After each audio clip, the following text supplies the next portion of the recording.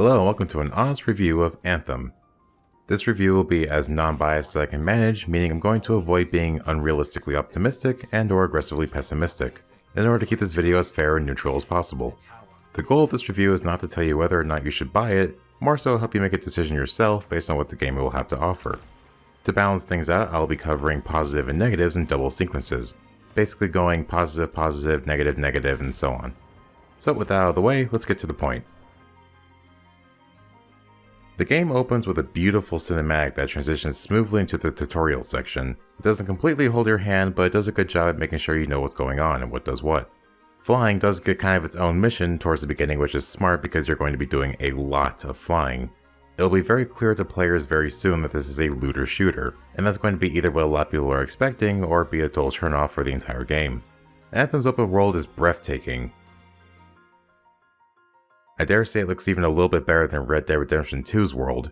The lighting is full and lavish, god rays fill the forest, and reflect so well off the smooth surfaces and water. The water looks and acts like actual water. It reacts to motion, it has little ripples and waves every time something messes it up. And there's so much color, which is often something games mess up all too often. Skyrim has so much brown and dark green, Warframe always has this tint of blue of everything.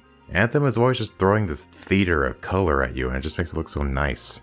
The world itself has all kinds of different fauna and structures, enemy camps scatter the place, and monsters of varying size and danger roam all the areas. And I love the verticality of this place. There would be so many times I ran up to a cliffside going, can I go up there? I can go up there.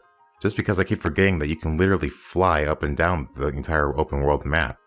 Oceans are full, lakes are big, cliffsides are beautiful. It's a lot better than just having this horizontal plane go across and actually have a y-axis to deal with.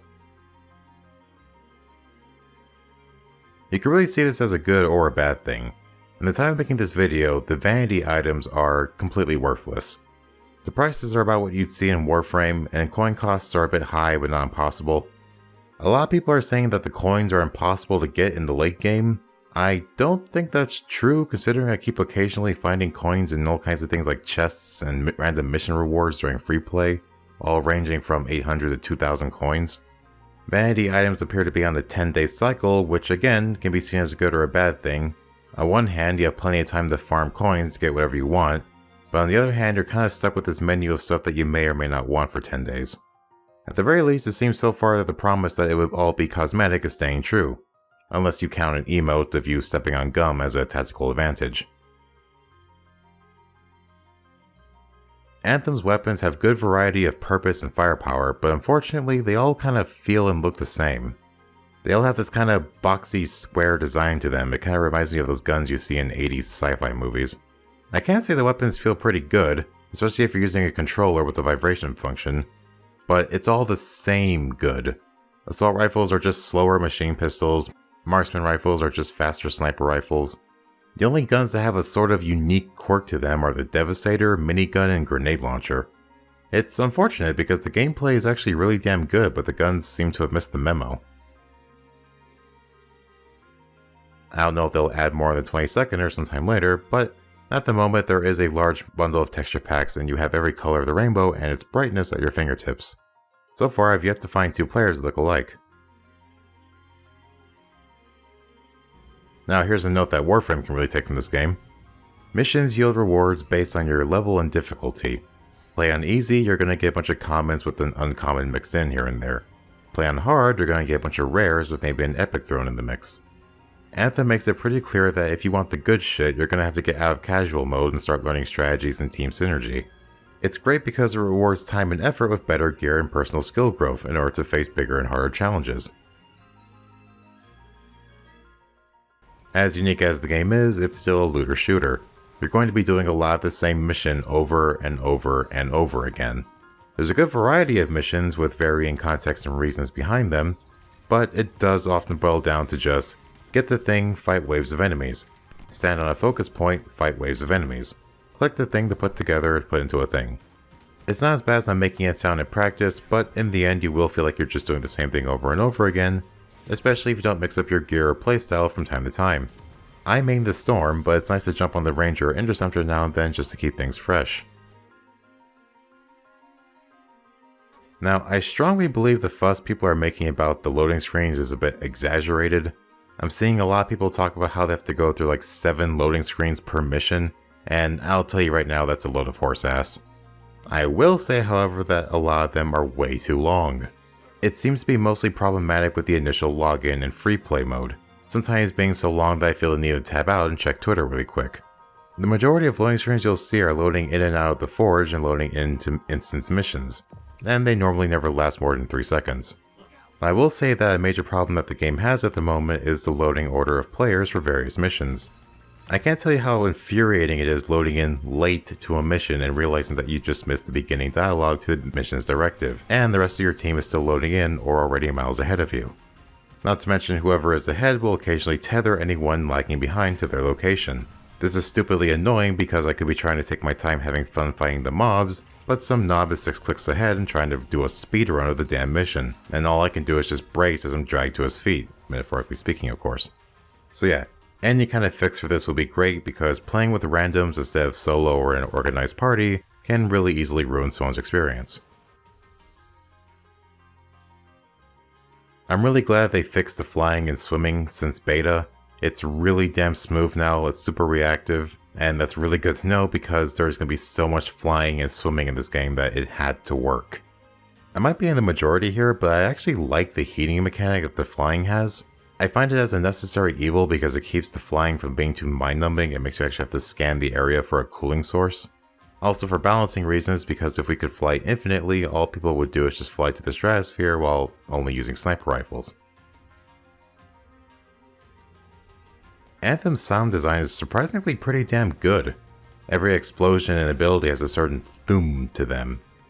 I love the sound that silencing relics makes because when you're using a controller, you really get a sense of the ground shaking below you kind of as an impact of what you just did.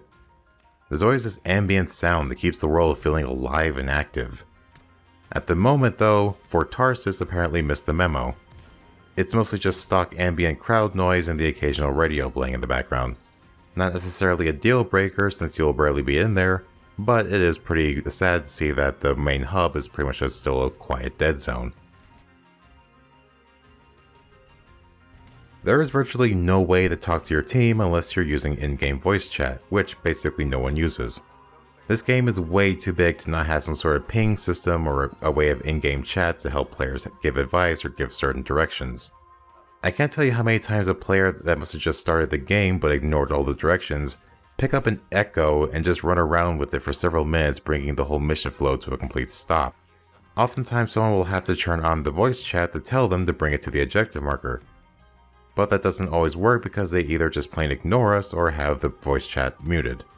Literally any form of ping system or text chat would be a welcome addition to this game. The story is far from being boring or uninteresting. Most people that say that never really cared about it to begin with, so naturally it was already boring to them before they loaded the game. That being said though, it's not going to win any awards anytime soon. The characters are charming and the cinematics do catch my eye. The voice acting is top tier and the majority of characters do sound believable. But the plot is your basic generic, there's a big powerful thing that does a lot of things, the bad guy wants the thing to do bad things. We show up to stop the bad guy from getting the thing, end of story. It's a story that we've all seen and heard before. It'll keep your interest, but in the end it's just serviceable at best. In the end, Anthem is a game with an ocean of potential.